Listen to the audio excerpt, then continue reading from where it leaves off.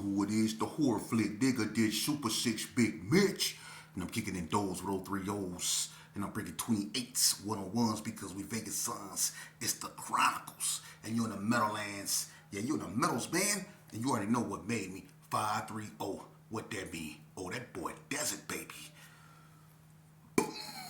Hubba dub, scrub. 22-inch gold Dana Danes, and these can never be McLean's. Big Bolo Yangs, let it rain. Nah, I'm just playing. Welcome to Vegas Chronicles with the host, Super 6 Big Mitch. And y'all know what we do, man. We kick action with factuals with no additives and no preservatives. Just raw and uncut. Like what? Like summer sausages and crackers. Shout out to everybody that's been supporting your boy, man. Shout out to everybody that's been supporting Vegas Chronicles, man. We rocking and rolling. You know, man, I want to send a special shout out to Boney. He called me. We chopped it up for a long time. I always get a good conversation out of Boney, man. He takes me way back, man. Especially when it come about, when y'all looking for some true, authentic 40 block history, you know what I'm saying? I'm going to bring Boney on, man, and then Boney want to sit down and give his history. He got a lot of history, man. And y'all going to really see just how close, and this going to mess a lot of y'all up. And these dudes, Boney about to be 60 years old. So, he was one of the first 60s out here. You know what I mean? So, my thing is, I'm going to let him come out here, introduce himself, and give y'all some real history. What y'all going to realize is that the Gersons in the 60s, especially the ones that come on 40 block, that's where they began. The Gersons in the 60s have a unique history. They was once solidified at one point, and a lot of people don't know that. A lot of people are unaware of that history. It's a lot of people that's up in age that grew up over there like myself and a few more that know about the relationship. But it's a lot of people that don't know that the Gersons in the 60s, when they was on the block, at one point was together. And when they got into it with like the Bloods, the Pyrus, or the PBs, or the GQs, or whatever, they rolled together. The division didn't come until after the 6-0s migrated to Crip City. And I'm going to be honest with you. Speaking of the relationship between the Gersons and the Rollin 60s, one of the main reasons why the Gersons fell out, because a lot in the 60s fell out, because a lot of people don't know why. And back in the days, even though the Gersons and the Crip City gangsters before they turned Rollin 60s, they really wasn't arch nemesis. They had a few fights, but they wasn't really arch nemesis. Everybody knew Big D, Terrible T, and all them up over there, Barry Cooper, all them up over there. They real ones. Everybody knew them. But they didn't have no just hatred or no, animosity toward Herbert Gerson. I'm going to tell you when that stuff really started to change. You have fights every now and then, but people grew up fighting. But as a whole, there was never really no true animosity. I'm going to tell you when that happened. That happened, after, the crack epidemic and stuff like that. People started having money. People started doing their thing, man. People started branching out. And I'm going to tell you now, I'm not saying this is what started the altercation, but this is one of the incidents. You can bet that. And it had to do with James Lee, Big J-Rock from Rollin 60s. Okay? Where he came from, was Herbert Gerson. It's no secret. He come up out of Jacobson Circle. They stayed right next door to Bip them. Bip and Team. Okay? They some kin to the McCoys. All right? James, Poppy, Dawan, which is Pokey P, we all grew up together. I grew up in Gerson Circle.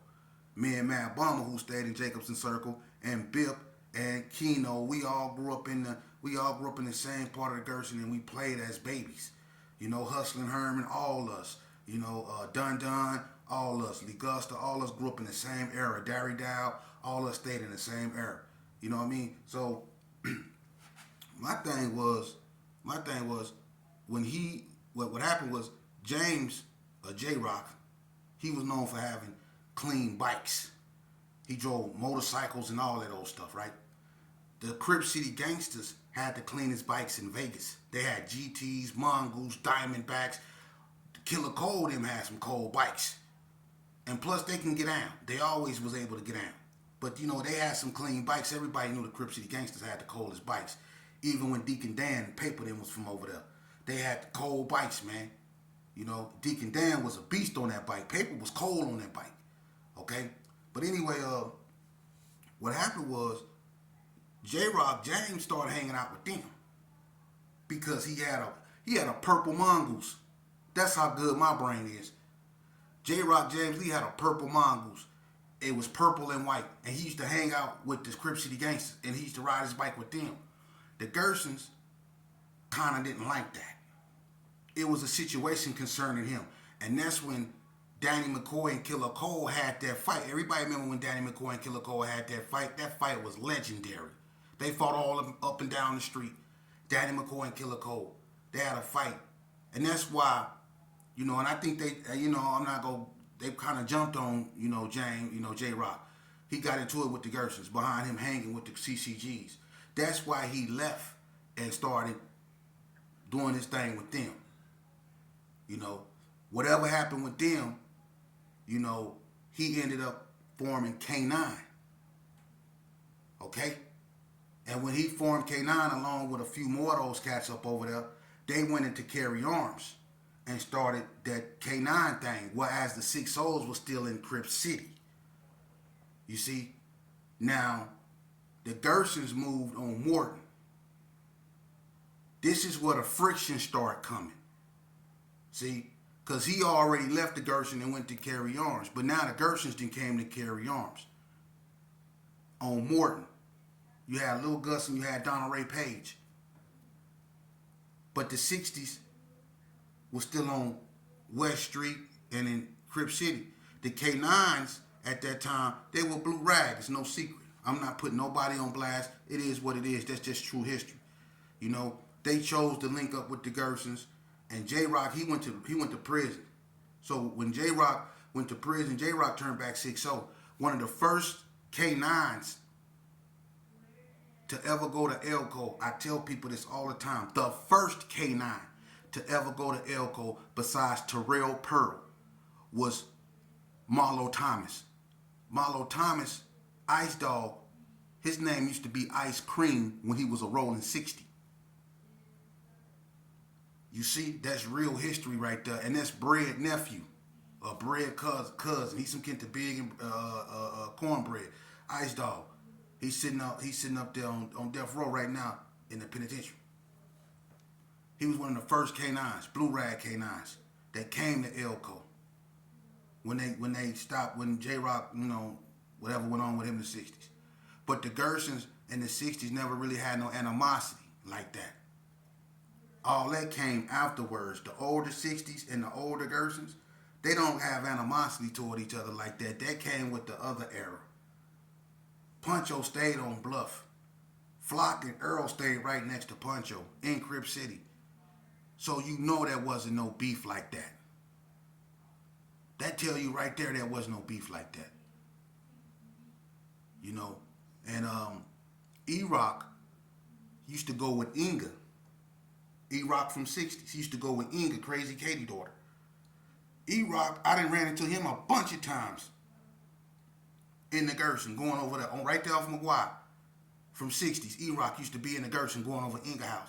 I done ran into him a couple times, and I never tripped on him or nothing. And he done ran into me over there in Crip City, and there never been no beef. Me and J. Lou run into each other all the time, and it's all love. Me and him ain't never had no animosity. So the Gersons in the 60s, the older ones, ain't never been into it like that. That's some new stuff, you know? And I just wanted to put that out there so people have a better understanding of what's going on. Back in the days, it wasn't like that. That's some new stuff that happened. You know, it got really bad after, you know, the younger generations. You know, when the 60s went down there to, I think Casa Rosa or whatever, and did their thing and really blew up and had another, you know, that's when all that stuff right there started happening, man, and things got out of hand. But moving along, man, I was asked when I was talking yesterday, I was saying something about Henderson.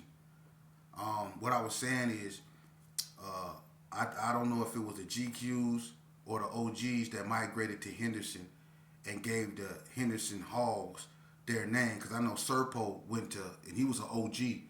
Serpo was one of the original OGs, and Serpo moved to Henderson a long time ago, you know. And Carl say he had people over there. So it was either the GQs or the OGs that I believe started Henderson Hall. If it's any Henderson Halls out there, link up, you know what I mean, and you want to share your history, you know, let me know. I can hook it up so you can come on here. It's all positive. It's just giving recognition to Vegas so no one from another state will come and try to reap the benefits of our history, our hurt, and our pain. This is our story, man. We don't try to go to Cali, or we don't try to go to Chicago, or we don't try to go to Detroit or Arizona and tell a story. We just trying to tell our story here. They get to tell theirs, we should be able to tell ours because we went through it over here in Las Vegas too, you know. And another thing I want to touch on, because you know, people ask me, you know, they ask me weird questions, you know, and I try to answer them, you know. Some of them be the same questions, and it be kind of like frustrating, but I try to do my best, you know what I mean, because I want my audience to be involved in this as much as I am, you know. So they asked me about fights and you know and stuff like that in prison. You know, I did videos on that, you know, and some of the worst fights and knockouts I seen it, you know, witnessed in prison back in the days, man. I mean, I did so much time up in there, man. I can go for, you know, on and on, you know, about people getting knocked out, man. But, you know, to what extent, you know, is that entertaining? You know, I mean, I could talk about, you know, people getting knocked out, you know what I'm saying? I done took L's. Everybody done took L's in the game, man. You're not going to win them all, you know? And if you, and then if you one of them persons that win them all, 9 times out of 10, somebody gonna take you out this game because everybody ain't gonna accept no loss, man. You know, but one of the main, I guess you could say, knockouts I seen up in the penitentiary system. To be honest with you, I see a few of them, man. They were brutal. You know what I mean? But one that stand out the most to me because it was funny to me, and I'm gonna tell you. It involved Lil Boo from Donna. You know, it's a few Lil Boos, but I'm talking about old Martrell. You know what I mean? I don't got nothing bad to say about him. We all old, man, and, you know, we beyond that. I have no animosity toward him whatsoever. But we can always, if you can't look back on things we did and laugh about it, man, then, you know, maybe, you know, you need therapy or something. But I remember, Lil Boo was when he came to that Donna Crippin, Lil Boo, when he came to them threes, he was about that. Lil Boo and Lace Dog got caught up, you know what I'm saying? They was busting on one time, and they, you know, Lil Boo, they went to the joint for that, you know what I mean? But Lil Boo them, they wasn't no joke. But see, Lil Boo was a little devious individual, man, and he was two-faced it. You know, and I remember, you know, when you know, the incident happened with me, you know, we was into it a lot, you know, and, you know, me and him wasn't on good terms. But I remember they signed Lil Boo to NNCC, and this the time, I think Meech and the 6-0s, Mo D, Romeo, Sad Mac, Chuck O, Lenard, it was a bunch of them up there, Gangsta, Couchhead, Lil Bread, Trip Mac, Mel Dog. You know, it was a Black, it was J-Wack, it was a big Stretch, J-Wack, Mad Bummer, Frog Wack, Peter Mac, it was a Rob, Big Al. It was so many G's up there, man, it wasn't even funny, right? But Lil Boo come up there. It wasn't that many Donnas up there. And this when, you know, the Gersons and the Cali boys was tripping, and the Gersons and the Bloods was basically anti, you know, Crip, you know what I'm saying? Wasn't no really Crips on that yard, but the 60s. You know, it was some NTGs like Bone, Wolfie, Apple, and a few more, but it really wasn't no Crips on that yard, you know what I'm saying? But Lil Boo came up there, you know, and Lil Boo, he was scared to death. I'm gonna just keep it real 100 with you because it was 1,000 Gersons on there and they was tripping. So Lil Boo started running up behind Meech. You know what I'm saying? And you know, he knew if he was behind him, wasn't nothing gonna happen to him. You know what I mean? So, but wasn't nobody even thinking about that dude. You know, wasn't nobody tripping with Lil Boo like that, man. You know what I'm saying? Because if somebody was tripping like, you know, like that with Lil Boo, you know, they would have got at him. You know what I'm saying? And the thing about it, you know what I'm saying?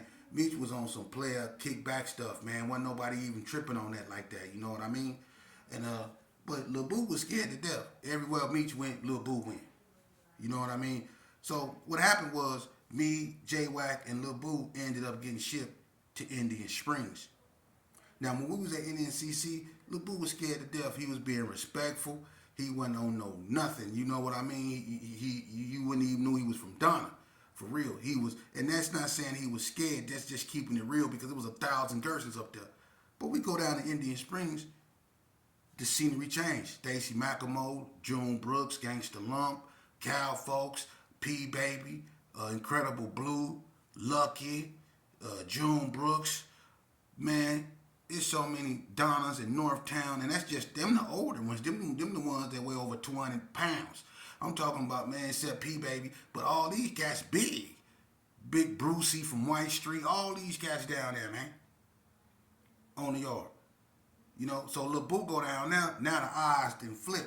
It's it ain't that many Gersons. It's about 25 Gersons, but you got the North down there, and just like up north, how the Gersons and the Bloods was, the North is like that down there.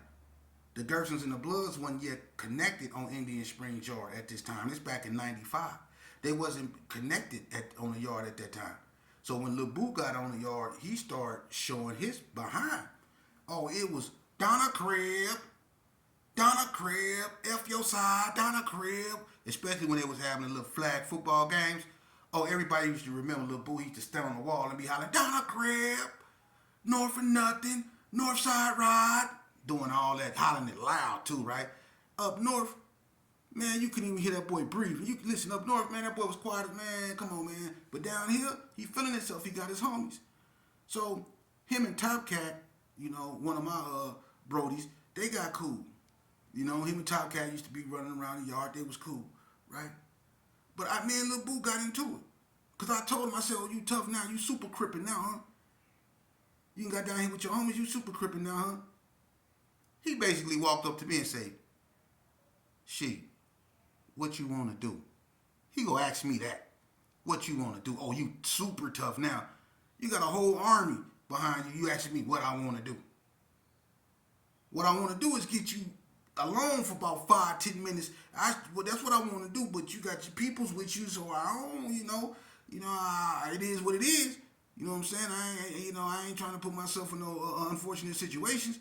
But what was happening, But he just carried himself with this arrogance, and I was like, oh, this cat here, you know what I mean? But look, him and that Money from Playboys, they get into it, right? And Money, and Money got hands, you know what I'm saying? And Money, he got hands, man. Everybody know that Money from Playboys, you know what I'm saying? That boy can get down. And him and Lil Boo get into it in Indian Springs. Lil Boo stole on that money. And he cracked that Money jaw. And when he stole on that money, and Money was kind of like, he couldn't really do nothing because his jaw was messed up. It was. So what that Money did was, and Money, he sat back, and Lil Boo thought he did something. He thought he got away because he stole on him, and that Money couldn't really fight Lil Boo because his jaw was messed up. But that Money wanted to get back, and that Money said, I'm going to get him, dog. I'm going to get him. I'm going to get him. And that Money used to walk around with that cane, just walk around with that cane and that limp. Yeah, I'm going to get him. He was just letting his jaw heal, So he gave it about 2-3 weeks, you know what I mean? Fat Dad hit the yard, you know what I mean? Uh-oh, now it's really finna be. Fat Dad hit the yard, it's on, right? So look, Lil Boo, he feeling himself. He done stole on somebody, had his first fight in prison, you know what I'm saying? He thought he got away with something because he stole on that money and it didn't really go further than that at that moment. But he messed around and let that money heal up. And one day he was with his homies. They was about 5 deep. Look, they was walking in the gym one day. And look, and Money, he had been plotting, and that Money stayed in Unit 5 together. And Money was plotting to get him the whole time, right? So and Money went and posted up in a coffee shop, right? Because back in the days, you used to be able to get, you can go by the door, to the coffee shop. And it was all kind of stuff going on in the Springs. But he was posted up by that door. So soon as Lil Boo and his homeboys walked in the gym, they had to pass that Money. And that Money knew Lil Boo was coming, so he went and he posted up. He decided, I'm going to get this cat. He had all his homies posted up, Fat Dad, all of them. And wasn't nobody trying to see Fat Dad, man. Y'all know, man, Fat Dad from here, Fat Dad is, you had to deal with him, for real. From here, Fat Dad, you got to deal with Fat Dad. So it wasn't too many people trying to see him. So when Lil Boo come up in there, and Money seeing his mark, and Money boom, hit him right on his button, knocked him out. Look, he slept, Lil Boo. Boom. Right? Lil Boo jumped up. He said, all right, cuz, I'm going to get my homies. I'm going to get my homies. And look, he was running sideways, right? And he ran out the gym. His homeboys were standing right there. They said, we right here, cuz. Where you going? Look, he was drunk. I'm not finna laugh. I'm not finna laugh. I'm gonna hold it.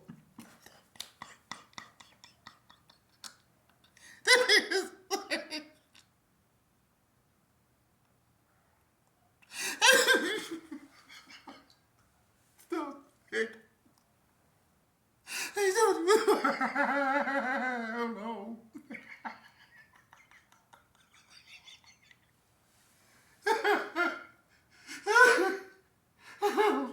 Oh, he gonna laugh. He gonna laugh. Man, gonna laugh.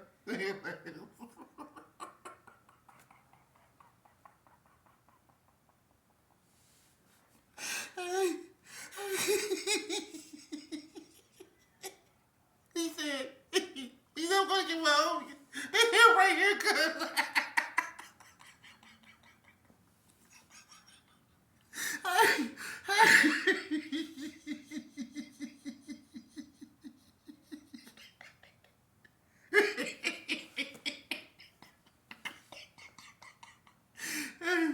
Don't ask me no more questions like that. Don't ask me no more questions like that. Y'all messing up my shows with that.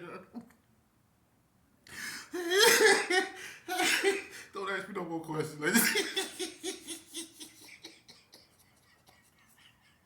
He knocked him out.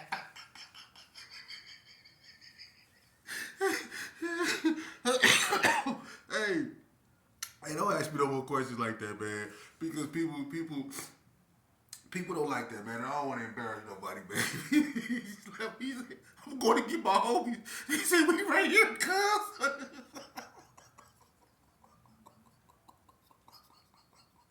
Hey, it ain't funny, right? It ain't funny.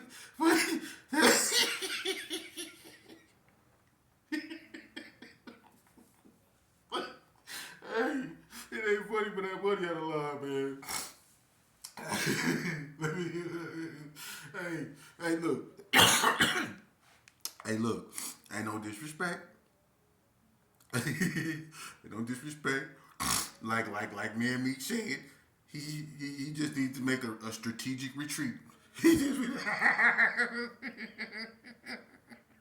just needs to make a strategic retreat. His homeboy, but anyway, let me put something together, man. That was one of the coldest knockouts, man. When he came with that dough, man, he hit him right on that butt, man. It was so proper, though. He aimed it and hit him with precise precision. He fell straight back and he was smiling. He was knocked out smiling. And he was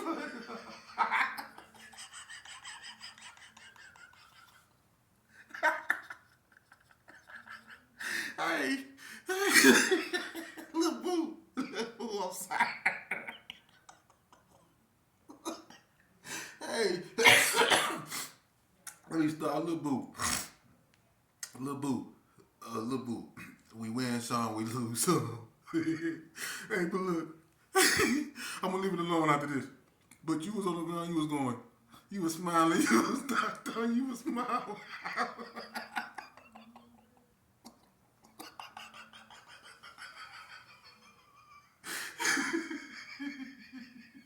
Hey, it's funny, man, but look, sometimes you just gotta, you gotta laugh sometimes to keep yourself from crying, man. But, so a lot of people got knocked out in prison, man. I mean, I'm not just laughing at him, you know what I'm saying? But it didn't happen to a lot of people, man, you know what I'm saying? My thing is just don't go to prison, man.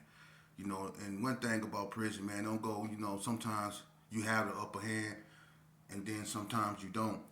And that tells what type of person you is, because one thing about me, I didn't walk the yard by myself. I didn't need no homeboys. It ain't no yard in the state of Nevada I can't walk. And I didn't walk them by myself. And that tells you what type of individual you are. Some people can't walk yards without their homeboys. They need their homeboys. Their homeboys validate them. They need them. Without their homeboys, they'll get ate for breakfast. Without their homeboys, they probably get their manhood too. They need their homeboys. I'm one of them individuals, and it's a bunch of individuals that don't need their homeboys to walk 9 yards. I went to gang hearings to try to get my identity back. I fought them for my identity. You know, the same people. Let me tell you what they did to me. See, because I want you youngsters to know, a lot of y'all think that y'all the Vegas versions of Monster Cody or whatever. A lot of y'all want to be so hard, but let me tell you something. That's how I used to want to be. I used to want to be hard. I wanted my name to be up there in the echelons of the gods. I wanted, when it came to this gangster stuff, I wanted my name to be right there with next to my father, next to the Stacy Macklemores, next to the Cornbreads, next to the OGJBs, next to the Mad Meeches, next to the the Big Alexis, next to the what I'm saying, the Big Cheetahs, the Curtis Lockharts. I wanted my name to be next to the Carl Westleys and all them when it came to being hard. But I'm gonna tell you what they did to me. I was fighting so much in the penitentiary. My name was ringing. Ask anybody. I was extorting people, taking stuff. I was doing my thing. I was PCing people up, man. I was doing my thing, man. I was hurting people, man. I really was. I was about that life in them, man. And I got so bad because I didn't think I was ever going home, man. I was bitter. I was angry. I was aggressive. I didn't care about nothing. I mean, listen. I was a feral dog, man, for real up in that. And I'm gonna tell you, my behavior got so bad that I found myself full pointed with a diaper on, you know, getting injected with Haldol, man, for real. That's what they did to me. They put me back in a psych ward with people that wasn't right up here.